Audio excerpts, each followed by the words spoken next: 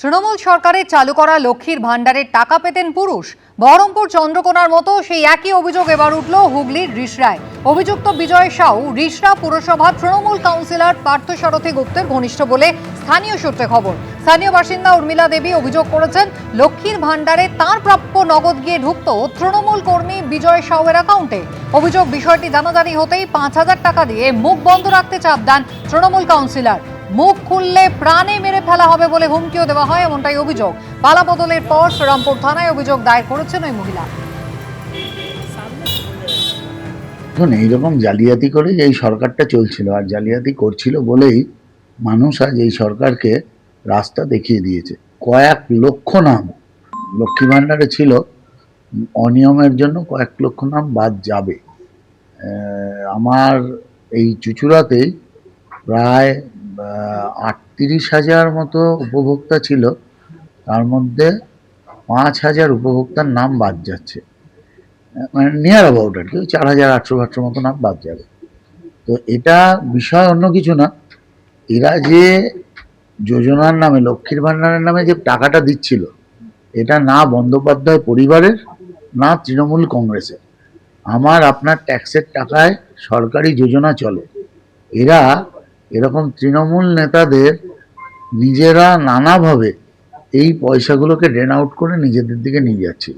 নিয়ম বেনিয়ম যদি হয় ব্যবস্থা হবে, আইন আছে, আইন তার নিজের পথে চলবে। এটা তো অন্যায়, এরকম হলে নিশ্চয়ই অন্যায়। অন্যায় যদি কেউ করে এবং অন্যায় করতে যারা সাহায্য করে, দুজনই দোষী। অতএব অন্যায় করতে যে সরকারি কর্মচারীরা সাহায্য করেছে তাদের জন্য ব্যবস্থা হয়। অন্যায় করাও অন্যায়, অন্যায়কে সাহায্য করাও অন্যায়, দুটোই অন্যায়। এই দুটো অন্যায়েরই জন্য বিচার হয়। এগুলো কারোর দলের দায় হয় না, এগুলো যারা বদমাইশ লোক তাদের।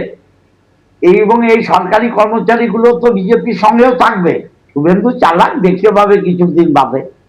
পরমব্রত চট্টোপাধ্যায় 2021-এ সমাজ মাধ্যমে তিনি একটি পোস্ট করেছিলেন, যাকে কেন্দ্র করে সম্প্রতি এফআইআর দায়ের হয়েছিল। সেই এফআইআর খারিজের আবেদন নিয়ে আদালতে এসেছিলেন অভিনেতা, যে মামলায় কলকাতা হাইকোর্টের নির্দেশ অভিনেতা পরমব্রত চট্টোপাধ্যায়ের বিরুদ্ধে গড়িয়াহাট থানায় যে মামলা দায়ের হয়েছে সেই তদন্ত চলবে। তদন্তে সব রকম সহযোগিতা করতে হবে অভিনেতা পরিচালককে। 2021 সালে সমাজ মাধ্যমে পরমব্রত চট্টোপাধ্যায় একটি পোস্ট করেছিলেন, যার ভিত্তিতে গড়িয়াহাট থানায় এফআইআর দায়ের হয়েছিল। এফআইআর খারিজের আবেদন নিয়ে আদালতে এসেছিলেন অভিনেতা পরিচালক পরমব্রত চট্টোপাধ্যায়। সেই মামলায় কলকাতা হাইকোর্টের নির্দেশ, মামলার তদন্ত চলবে। গড়িয়াহাট থানায় যে দায়ের হয়েছে যে মামলা, সেই মামলার তদন্ত আপাতত চলবে এবং অভিনেতা পরিচালককে তদন্তে সব রকমের সহযোগিতা করতে হবে। সৌভিক মজুমদার আমাদের প্রতিনিধি রয়েছেন টেলিফোন লাইনে। সৌভিক, পরমব্রত চট্টোপাধ্যায় যে আবেদন করতে এসেছিলেন এফআইআর খারিজে, সেই আবেদন মান্যতা পেল না আদালতে। কলকাতা হাইকোর্টের পক্ষ থেকে কি নির্দেশ দেওয়া হলো? দেখো, একেবারে প্রাথমিক পর্যায়ে শুনানি আজকে হয়েছে, ফলে পূর্ণাঙ্গ শুনানি এখনো পর্যন্ত হয়নি। কিন্তু এই মামলার যে মূল আবেদন রয়েছে সেটা হলো যে এফআইআরটাকে খারিজ করা হোক। কিন্তু আপাতত আজকে অন্তর্বর্তীকালীন কোনো নির্দেশ যে এফআইআর খারিজ করা হলো বা এফআইআর এর উপর স্থগিতাদেশ দেওয়া হলো, সেই নির্দেশ আজকে দেওয়া হয়নি। বলা হয়েছে যে ইনভেস্টিগেশনের মতো করেই চলবে এবং তার পাশাপাশি পরমব্রত চট্টোপাধ্যায়কে এই মামলার ইনভেস্টিগেশনের ক্ষেত্রে সমস্ত রকমের সহযোগিতা করতে হবে, সেই নির্দেশ দেওয়া হয়েছে। এবং তার পাশাপাশি কলকাতা হাইকোর্ট যেটা বলেছে যে অন্তর্বর্তী একটা রক্ষা কবচ হিসাবে আপাততভাবে 4 সপ্তাহের জন্য পাক আদালতের তরফ থেকে পরবর্তী নির্দেশ না দেওয়া পর্যন্ত পরমব্রত চট্টোপাধ্যায়ের বিরুদ্ধে কড়া কোনো পদক্ষেপ পুলিশ গ্রহণ করতে পারবে না।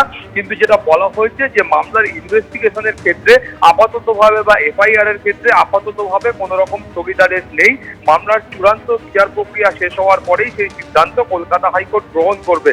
তুমি জানো যে 2021 সালের যে বিধানসভা নির্বাচন হয়, সেই বিধানসভা নির্বাচনের পরে সমাজ মাধ্যমে পরমব্রত চট্টোপাধ্যায় তিনি একটি পোস্ট করেন এবং অভিযোগ ছিল সেই পোস্টের পরেই একাধিক জায়গাতে অশান্তি শুরু হয় এবং বেলেঘাটার বিজেপি কর্মী অভিজিৎ সরকার, তাকে খুন পর্যন্ত হতে হয় ওই পোস্ট করার এক ঘন্টা পরেই। ফলে এই ধরনের একটা অভিযোগ নিয়ে সম্প্রতি গড়িয়াহাট থানায় তার বিরুদ্ধে একটি এফআইআর দায়ের হয় এবং কলকাতা হাইকোর্টের একজন আইনজীবী তিনি এই এফআইআর দায়ের করেন এবং সেই এফআইআর এর ভিত্তিতেই কিন্তু যে এফআইআর খারিজের যে আবেদন ছিল সেটা নিয়েই পরমব্রত চট্টোপাধ্যায় তিনি কলকাতা হাইকোর্টে এসেছিলেন। এবং আজকে আরো একবার তোমাকে বলবো যে অন্তর্বর্তীকালীন নির্দেশ দেওয়া হয়েছে সেই নির্দেশে বলা হয়েছে যে ইনভেস্টিগেশনের মতো করেই চলবে। পরমব্রত চট্টোপাধ্যায়কে সমস্ত রকম সহযোগিতা করতে হবে, কিন্তু আপাততভাবে 4 সপ্তাহের জন্য বা পরবর্তী নির্দেশ না দেওয়া পর্যন্ত পরমব্রত চট্টোপাধ্যায়কে গ্রেফতারের মতো কোনো কড়া পদক্ষেপ পুলিশ গ্রহণ করতে পারবে না। সুস্মিতা। সৌভিক, ধন্যবাদ। বিধানসভায় তৃণমূল বিধায়কদের সই বিতর্ক কাণ্ডে এবার বোলপুরের তৃণমূল বিধায়ক চন্দ্রনাথ সিনহার বাড়িতে গেল সিআইডি। গতকালই আপনারা দেখেছেন নয়না বন্দ্যোপাধ্যায় এবং বাহারুল ইসলামের বাড়িতে হ্যান্ডরাইটিং এক্সপার্টদের নিয়ে পৌঁছে গিয়েছিলেন অফিসাররা, আর আজকে সিআইডির আধিকারিকরা তাঁরা গেলেন বোলপুরের তৃণমূল বিধায়ক চন্দ্রনাথ সিনহার বাড়িতে। ভাস্কর মুখোপাধ্যায় আমাদের প্রতিনিধি রয়েছেন আমাদের সঙ্গে। ভাস্কর, গতকালকে পর ফের আজকে হ্যান্ডরাইটিং এক্সপার্টরা কি গেলেন চন্দ্রনাথ সিনহার বাড়িতে? এক্ষেত্রে ঠিক কি সমস্যা হলো? একদমই, দেখো যে সই বিতর্ক হয়েছে বিধানসভায়, সেই সই বিতর্কেরই তদন্তে আজকে গতকাল 4 সদস্যের একটি সিআইডি টিম আসে এবং তারা গতকাল 9টা থেকে বসেছিল চন্দ্রনাথ সিনহার বাড়িতে, কিন্তু চন্দ্রনাথ সিনহা সেই সময় ছিলেন না। পরবর্তী ক্ষেত্রে তিনি 9:30টার সময় ঢোকেন, তারপর তার সঙ্গে দেখা করে কিছুক্ষণ থেকে তারা চলে আসেন। আজ সকালে এই যারা তদন্ত করতে এসছেন অর্থাৎ সিআইডি সদস্যরা, তারা চন্দ্রনাথ সিনহা বোলপুরে যে বাড়ি রয়েছে সেই বাড়িতে যান, তার সঙ্গে দীর্ঘক্ষণ কথা বলেন এবং যেটা আমরা সূত্রে জানতে পারছি যে হ্যান্ডরাইটিং এক্সপার্ট যারা ছিলেন তাদেরকে সঙ্গে নিয়ে গেছিলেন, কারণ যে সই চন্দ্রনাথ সিনহার নামে করা হয়েছিল সেই সই আদৌ তার কিনা সেটা দেখা হচ্ছে খতিয়ে, এবং তার সঙ্গে কথা বলা হচ্ছে যে তিনি এই সই করেছেন কিনা বা তিনি সেই সময় সেখানে উপস্থিত ছিলেন কিনা, পুরো বিষয়টি তদন্ত করে দেখছে। প্রায় ঘন্টা 1.5 থেকে 2 এই তদন্ত চলে, তারপর তারা বেরিয়ে আসেন সিআইডি টিম। এবং এ বিষয়ে সিআইডি টিমকে তারা আমরা জিজ্ঞাসা করলে সেই বিষয়ে তারা কিছু মুখ খুলতে রাজি হননি। পরে চন্দ্রনাথ সিনহা জানান যে তার কাছে এসেছিলেন এবং নির্দিষ্ট কিছু প্রশ্ন ছিল, সেই প্রশ্নের উত্তর তিনি দিয়েছেন এবং যা যা তারা নির্দেশ দিয়েছিলেন সেই নির্দেশ মেনে তিনিও সেগুলো করেছেন। কিন্তু তিনি খোলসা করে বলতে চাননি যে অ্যাকচুয়াল কি হয়েছে না হয়েছে পুরো বিষয়টাকে, কিন্তু তিনি জানিয়েছেন তিনি সব ধরনের সহযোগিতা ভবিষ্যতেও করবেন এবং এই সিআইডি টিম যদি আবার আসে তার জন্য যে যে সহযোগিতার দরকার তিনি সেটা করবেন। নমস্কার, ধন্যবাদ। কি জানিয়েছেন চন্দ্রনাথ সিনহা, বোলপুরের তৃণমূল বিধায়ক? দেখুন। বিরোধী নেতা নির্বাচন আমরা করেছি কিনা ওনাদের সন্দেহ যে বিরোধী নেতা নির্বাচন অনেক এমএলএ হাজির হননি, কিন্তু পরপর 2 দিন এমএলএদের বিধায়কদের মিটিং হয়েছে শোভনদার ডাকে, সেখানে পরিষ্কারভাবে 70 জনের কাছাকাছি এমএলএ উপস্থিত ছিল। সই সংগ্রহ জাল কিনা দেখতে এসছিল, তাই আমি বললাম ওনাদের সাজেশন দিলাম যে এইসব নাটক না করে সোমেনবাবু, যেহেতু উনি সেক্রেটারি বিধানসভার, উনি আমাদের বিধায়কদের ডেকে নিয়ে বললেই পারতেন যে আপনারা শোভনদাকে বিরোধী জনতা চাইছেন কিনা বা কতজন চাইছেন দেখতেই পারতেন। তার জন্য এইসব কেস করে মানুষকে বিভ্রান্তির মধ্যে ফেলে দিয়ে এটা উচিত হয়নি। ঘটনার সূত্রপাত কিন্তু আগে থেকেই হয়েছে, যেখানে তৃণমূলের পরিষদীয় দলের প্রস্তাবে কয়েকজন বিধায়কের সই মিলছে না। থানায়, হেয়ার স্ট্রিট থানায় ইতিমধ্যে অভিযোগও দায়ের হয়েছে। গতকাল 2 তৃণমূল বিধায়ক নয়না বন্দ্যোপাধ্যায় এবং বাহারুল ইসলামের বাড়িতে একেবারে হ্যান্ডরাইটিং এক্সপার্টদের নিয়ে সিআইডি তদন্তকারীরা পৌঁছে যান। এর মধ্যে বাহারুল ইসলাম তিনি দাবি করেছিলেন যে সই তাঁকে দেখানো হয়েছে সেই সই তিনি করেননি। বিধানসভায় এবার তৃণমূল বিধায়কদের সই বিতর্ক জানিয়ে অভিযোগ দায়ের হলো হেয়ার স্ট্রিট থানায়। তদন্তে সিআইডির হ্যান্ডরাইটিং এক্সপার্টদের নিয়ে 2 তৃণমূল বিধায়ক নয়না বন্দ্যোপাধ্যায় এবং বাহারুল ইসলামের বাড়িতে পৌঁছে গেলেন তদন্তকারী আধিকারিকরা। শোভনদেব চট্টোপাধ্যায় বিরোধী দলনেতা হবেন এই মর্মে একটি প্রস্তাব নিয়েছিল তৃণমূল। দলের বিধায়কদের সই সহ সেই প্রস্তাব জমা দেওয়া হয় বিধানসভায়। সূত্রের খবর, সেখানে কয়েকজন তৃণমূল বিধায়কের সই নিয়ে বিধানসভার অফিসারদের সন্দেহ হয়। এ নিয়ে বিধানসভার সচিবের তরফে হেয়ার স্ট্রিট থানায় অভিযোগ জানানো হয়। তদন্তে সিআইডির হ্যান্ডরাইটিং এক্সপার্টদের সাহায্য নেয় পুলিশ। বৃহস্পতিবারই চৌরঙ্গীর তৃণমূল বিধায়ক নয়না বন্দ্যোপাধ্যায় এবং ক্যানিং পূর্বের তৃণমূল বিধায়ক বাহারুল ইসলামের বাড়িতে পৌঁছে যান তদন্তকারীরা। সই না মেলা নিয়ে নয়না বন্দ্যোপাধ্যায় যুক্তি দিয়েছেন। 6 তারিখে আমাদের একটা সেলফি মিটিং ডাকা হয়েছিল দলীয় ভাবে, তো ওখানে আমরা যখন যাই তখন আমরা হাত তুলে সবাই মিলে শোভনদেব চট্টোপাধ্যায়কে, শোভনদাকে আমরা অপোজিশন লিডার আমরা সিলেক্ট করি। 4 তারিখ থেকে এতবার ব্লক লেটার্স লিখে তারপর কনস্টিটিউয়েন্সি লিখে সই করতে গেছি, সইয়ের জায়গা ছিল না। তো ডেটটা লিখে আমি বললাম তো শেষ হয়ে গেল, সই তো জায়গা নেই। তো বললো ঠিক আছে। তো আজকে সিআইডি এসছেন, 2 বার এসছেন। আজকে যেহেতু ঈদের দিন আমরা নিশ্চয়ই রাস্তায় থাকি, তো উনি এসছেন, আবার এসে বিকেলবেলাও এসছেন, এসে তখন বললেন যে না আমরা ভেতরে যাব না, আমরা এখানে এইটুকু জানতে এসেছি, এটা কি আপনার লেখা? আমি বলছি হ্যাঁ এটা আমার লেখা, দেখুন জায়গা ছিল না বলে আমি সই করতে পারিনি। ওনারা বললেন না আপনার প্যান কার্ড দিন, প্যান কার্ড সিজ হলো, আবার সেটাকে জেরক্স হলো, আবার আমাকে সই করালেন। তবে ক্যানিং পূর্বে তৃণমূল বিধায়ক বাহারুল ইসলামের চাঞ্চল্যকর দাবি, তাকে যে সই দেখানো হয়েছে তা তিনি করেননি। আমাকে যখন বললো যে 6 তারিখ আপনি কোথায় ছিলেন, তো সেক্ষেত্রে আমি বললাম যে ভাঙড়ে পোস্টপোল ভায়োলেন্সের কারণে আমি 6 তারিখ তো বাড়ি থেকে বেরোইনি, আমি বাড়িতেই ছিলাম। তো সেক্ষেত্রে বললো যে আপনার 6 তারিখের ডেটে এরকম একটা সিগনেচার রয়েছে, আমাকে দেখালেন সিগনেচারটা। তো সিগনেচারটা দেখে আমি অবাক হলাম যে এই সিগনেচারটা আমি তো করিনি। তো সেক্ষেত্রে এই সিগনেচারটা কিভাবে, কে বা কারা করলো, কেন বা করলো, কে বা কারা করলো, আমি এটা আমি গভীর উদ্বেগজনক ঘটনা। এটা আমি কি ভাষায় বলবো বুঝতে পারছি না। এই নিয়ে তৃণমূলকে খোঁচা দিতে ছাড়েনি বিজেপি। সম্ভবত উপস্থিতি নিয়ে সেখানে কিছু একটা গন্ডগোল হয়েছে সই সাবুতে। এটা যদি হয়ে থাকে এটা অত্যন্ত ভয়ঙ্কর, যেই করে থাকুন। সেটা বিধায়ক যদি করে থাকেন সেটা লজ্জার, আর বিধায়কের জন্য যদি অন্য বিধায়ক কেউ করে থাকেন সেটা লজ্জার এবং ভয়ঙ্কর বটে। কিন্তু দাদা বৌদির যদি সই কেলেঙ্কারি হয় সেটা তো বড় ভয়ঙ্কর। কিন্তু যখন সিআইডি গেছে হ্যান্ডরাইটিং এক্সপার্ট দিয়ে একজন মাননীয় বিধায়কের বাড়িতে গেছে, তখন সেখানে কোনো না কোনো সমস্যা আছে। বেলেঘাটা তৃণমূল বিধায়ক কুণাল ঘোষের সঙ্গেও যোগাযোগ করেন তদন্তকারীরা। তিনি বাড়িতে না থাকায় তদন্তকারীদের পরে আসতে বলেন। আশাবুল হোসেন, ময়ূর ঠাকুর চক্রবর্তী ও রঞ্জিত হালদারের রিপোর্ট, এবিপি আনন্দ। ধোঁকাবাজি আর 2 নম্বরই করাটাই তৃণমূলের কাজ। এমন একটা দল পশ্চিমবঙ্গে 15 বছর রাজত্ব করলো, এটা আমাদেরই দুর্ভাগ্য। তৃণমূলের পরিষদীয় দলের প্রস্তাবে কয়েকজন বিধায়কের সই না মেলার প্রসঙ্গে এমনটাই মন্তব্য করলেন রাজ্যের পঞ্চায়েত ও গ্রামোন্নয়ন মন্ত্রী দিলীপ ঘোষ। পুরো ধোঁকাবাজি আর এই ধরনের 2 নম্বরই কাজ করার পার্টিটাতে সব। আর যে যত বড় 2 নম্বর তাকে তত বড় নেতা করা হয়, যত বড় ক্রিমিনাল ভ্রষ্টাচারী তাকে তত বড় নেতা করা হয়েছে।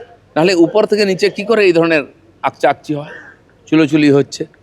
দুর্ভাগ্য আমাদের পশ্চিমবাংলায় এমন একটা দল 15 বছর রাজত্ব করলো, মানুষ সহ্য করলো, যারা এনেছে তারা পরে চুপ করে গেল, বুদ্ধিজীবীরা ঝাঁপিয়ে পড়ে তাদের নেতৃত্ব করলেন, আজকে তারা মনি বাবা হয়ে গেছেন। এই পাপের ভাগ কে নেবে? সরকারি ত্রাণ সামগ্রী মজুত করে রাখা হয়েছে বেআইনিভাবে। ফের সাগরে উঠল একই অভিযোগ। তৃণমূল কর্মীর দোকান থেকে প্রচুর সরকারি ত্রাণ সামগ্রী উদ্ধার হয়েছে। বেআইনিভাবে ত্রাণ সামগ্রী মজুতের অভিযোগ উঠেছে এলাকার তৃণমূল বুথ সভাপতির বিরুদ্ধে। আর বিষয়টি জানার পরই তৃণমূল কর্মীর দোকানে তালা ঝুলিয়ে দেওয়া হয়।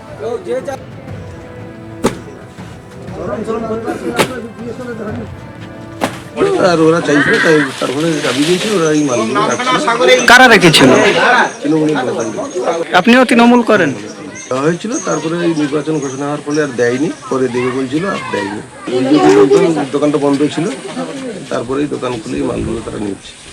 উন্নয়নটা হয়েছে একমাত্র তৃণমূল নেতাদের বাড়িতে বাড়িতে স্টক হয়েছে। এই যে এসডিবি মানে সুন্দরবন ডেভেলপমেন্ট বোর্ড প্রত্যেক বছর মাছ দিত, চারাপোনা, তার সঙ্গে তাদের খাবার, চুন এবং এসি নেট, কখনো আবার ছিল ত্রিপল ছিল। প্রত্যেকটা জায়গাতে সাধারণ মানুষকে দেওয়া হয়নি, অবৈধভাবে একটা জায়গাতে গুদাম করা হয়েছে। ভোটের আগে মানুষকে এগুলো দিয়ে ভোট নেওয়ার জন্য চক্রান্ত করেছে। আজকে সাধারণ মানুষ রামকরচর অঞ্চল থেকে এই স্টকগুলোকে ধরেছে। আমি বলবো যে বিগত সময়ে তৃণমূল কংগ্রেসের সরকার এভাবে সাধারণ মানুষের সমস্ত রকম দিক থেকে তাদের খাবার, সে মাছের খাবার হোক আর মানুষের খাবার হোক, সবগুলোকে কেড়ে নিয়ে তারা নিজেরাই বিক্রি করে সংসার চালাবে। আপনাদের শোনালাম তৃণমূল এবং বিজেপির বক্তব্য। এবার শুনুন স্থানীয় বাসিন্দারা কি বলছেন। মাল রেখেছে মজুত করে, আমরা চাইছি বুথ সভাপতি, তৃণমূলের যে বুথ সভাপতি ছিল ওনার কিছুটা শাস্তি হোক, আপাতত শিক্ষা পাক। অবশ্যই এগুলো সাধারণ মানুষের কাছে পৌঁছে যাওয়ার কথা। ওরা চাইছিল যে আমরা এগুলো আত্মসাৎ করব, আমরা নিজেরাই আত্মসাৎ করব, যার জন্য ওরা রেখে দিয়েছে ঘরের মধ্যে। বুথ সভাপতি ছিল দেবাশিস মাইতি। এগুলো বের হয়েছে, বিডিও সাহেবের কাছে যাবে, সরকারি মাল সরকারি ঘরে চলে যাবে। এ নিয়ে কথা বলে নেব আমাদের প্রতিনিধি গৌতম মণ্ডলের সঙ্গে। গৌতম, এই তৃণমূলের বুথ সভাপতি, তার দোকান থেকে ঠিক কি কি উদ্ধার হয়েছে এবং জনগণের জন্য আসা ত্রাণ সামগ্রী তিনি কেন এভাবে বেআইনিভাবে মজুত করলেন? একদম দেখো সুপর্ণা, এটা সাগরের রামপরচর যে পঞ্চায়েত রয়েছে সেখানকার 65 নম্বর বুথের ঘটনা। এটা গত 4 মে যখন নির্বাচনের ফল প্রকাশ হয় তখন থেকেই কিন্তু এই যে দেবাশিস মাইতি, এই বুথের তৃণমূল সভাপতি, বুথ সভাপতি, তিনি এই ত্রাণ সামগ্রীগুলো এই ভূপতি মাইতি নামে এক ব্যক্তির দোকান আছে, সেই দোকানের মধ্যে মজুত করে রাখা ছিল। সেইটা তারপরে গত 4 মে থেকে এটা তালাবন্ধ অবস্থায় ছিল। গতকাল স্থানীয় বাসিন্দারা এবং বিজেপি কর্মী সমর্থকরা আবার জড়ো হন এবং তারপরে সেই তালা খোলার পর দেখা যায় যে প্রচুর ত্রাণ সামগ্রী, সরকারি ত্রাণ সামগ্রী যেগুলো সাধারণ মানুষের কৃষকদের মধ্যে বিলি বন্টনের জন্য দেওয়া হয় বিভিন্ন সরকারি প্রশাসনিক ভবন থেকে, সেইগুলো একদম ব্যক্তিগত স্তরে সেগুলো তৃণমূলের বুথ সভাপতি তিনি কি করলেন, একজন তৃণমূল কর্মীর দোকানের মধ্যে মজুদ রেখেছিলেন। প্রশ্নটা এই জায়গাটায়, শুধু গতকাল রামপরচরের ঘটনা নয়, নির্বাচনের ফল প্রকাশের পর আমরা দেখলাম সাগরের 3 থেকে 4 জায়গায়, সেটা রুদ্রনগরে হয়েছে, সেটা মুড়িগঙ্গা 2 গ্রাম পঞ্চায়েতে হয়েছে, এখন রামপরচরে হয়েছে। এই যে এলাকায় এলাকায় প্রচুর পরিমাণে ত্রাণ সামগ্রী, ত্রিপল, মাছের খাবার, পানের বরজের চর, সমস্ত, তারপরে কৃষি বীজ, কৃষি সামগ্রী, এইগুলো প্রচুর পরিমাণে তৃণমূল নেতারা তারাই রেখে দিয়েছে, বিভিন্ন জায়গায় মজুত করে রেখে দিয়েছে। সরকারের এই জায়গাটায় তৎকালীন প্রশাসনের যে যারা ছিলেন দায়িত্বে, বিডিও অফিস এবং অন্যান্য জায়গায় যারা দায়িত্বে ছিলেন, তাদের কিন্তু ভূমিকা নিয়ে বড়সড় প্রশ্নচিহ্ন উঠে গিয়েছে ইতিমধ্যে। কারণ যে সমস্ত ত্রাণ সামগ্রী পঞ্চায়েত এবং বিডিও অফিস থেকে সাধারণ উপভোক্তাদেরকে বন্টন করার কথা, সেটা কি করে তৃণমূল নেতা এবং কর্মীদের বাড়িতে চলে গেল, সেটা কিভাবে দেওয়া হতো? তার মানে পুরোটাই সেই সময় বিরোধী বিজেপি যে অভিযোগগুলো করে আসতো যে আমাদের সাধারণ যারা কর্মী সমর্থক আছেন বিজেপি, তাদেরকে গেলে ত্রাণ পাওয়া যায় না, বিডিও অফিসে গেলে ফিরিয়ে দেওয়া হয়, সেই তৃণমূল নেতাদের কাছে পাঠিয়ে দেওয়া হয়। এক শ্রেণীর তৃণমূল নেতা কর্মীরা তারাই এগুলো বিলি বন্টন করেন। এই যে রাজনৈতিক আনুগত্যের যে প্রশ্নটা বারে বারে তৎকালীন তৃণমূল সরকারের আমলে যেটা বিরোধীরা অভিযোগ করতেন যে রাজনৈতিক আনুগত্য না থাকলে কোনো রকম কোনো সরকারি সুযোগ সুবিধা পাওয়া যায় না, আজকে 14 মে ফল প্রকাশের পর কিন্তু সেটা কিন্তু আরো প্রকট হয়ে উঠেছে। একেবারে গৌতম, আমরা সেই ছবিও দেখতে পাচ্ছি কিভাবে বস্তা বস্তা ত্রাণ সামগ্রী বের করা হচ্ছে। ধন্যবাদ তোমাকে গৌতম। এবিপি আনন্দ, এগিয়ে থাকে, এগিয়ে রাখে।